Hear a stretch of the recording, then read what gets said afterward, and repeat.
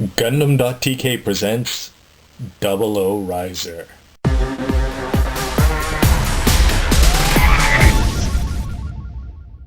Hey everybody, Robert184 and welcome back to part 2 of my review of the Double O Riser plus GN Sword 3 to see it all put together, and don't forget to check out part 1 for all the parts and details. Putting the O Riser together is as simple as just attaching the wings on.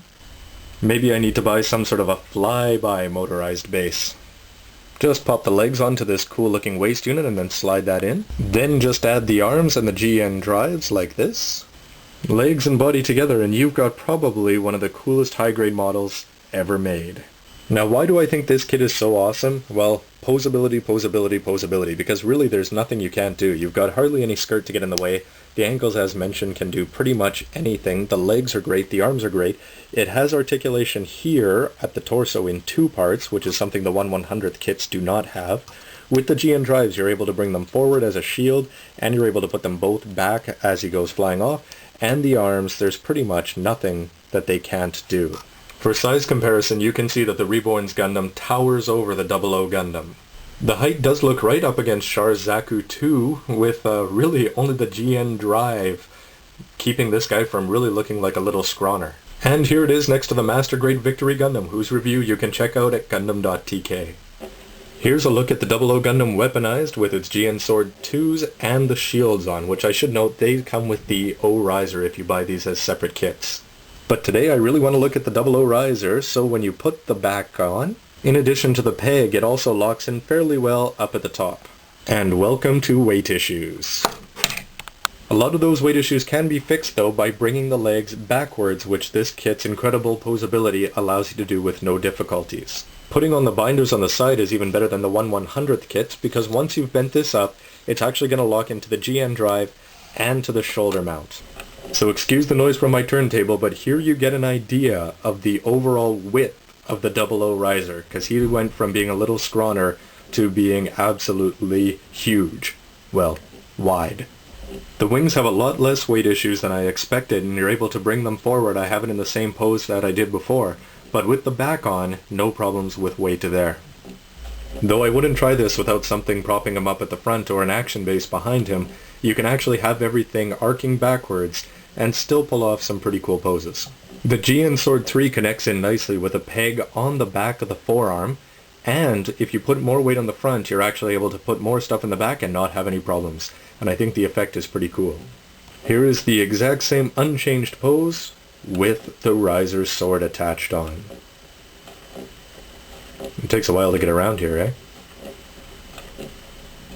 Remember when Setsuna took out Memento Mori with the binders up and the huge thing that they thought was a laser but was in fact a sword?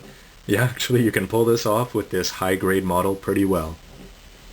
Now they give you a stand, but once you pop out the plate on the bottom here, I'm going to go with using the regular action base instead of this one because this is stationary. Once you put him airborne with an action base, you're really unlimited in what kind of poses that you can put him in, and I haven't really had any weight or loose joint issues at all so far. And as much as I love the GN Sword 3, the GN Sword 2s will always have a place in my heart, and I really like the effect of the sword going back behind with just that little bit of the clear green. Really, in terms of posing, you're only limited by your imagination. I've had no problems getting this into any pose and keeping it that I've wanted so far. So ultimately, whether you choose to go with the Double O Riser plus GN Sword 3 or the Trans Am Riser pack, I think both are pretty cool actually. But I really have to say that I liked these colors when I first got it, but I didn't have it beside this one. And something about the green, maybe it's because I painted the clear parts here red instead of green, but I really think that the original classic colors just are that much easier to see, understand, and appreciate. So now some final thoughts on the Double O Riser plus GN Sword 3.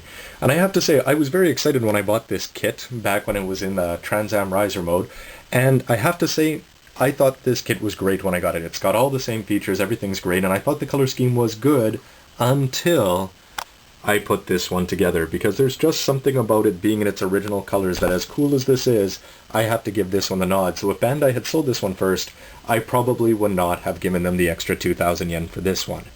That being said, this kit is probably one of my favorite high-grade kits of all time, and really the lines between high grades and old master grades is blurring more and more all the time.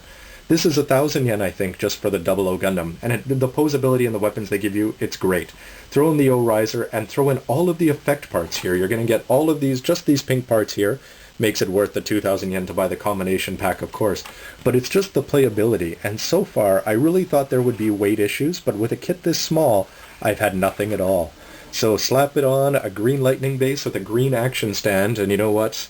Even Ribbon's Allmark has to give this Gundam his seal of approval.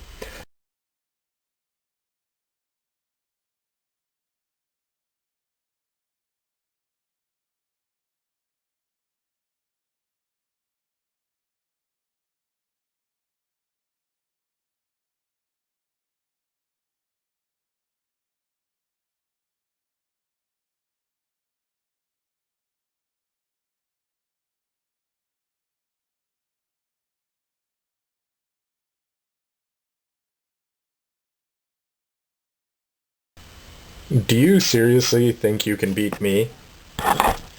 Have you heard of quantizing?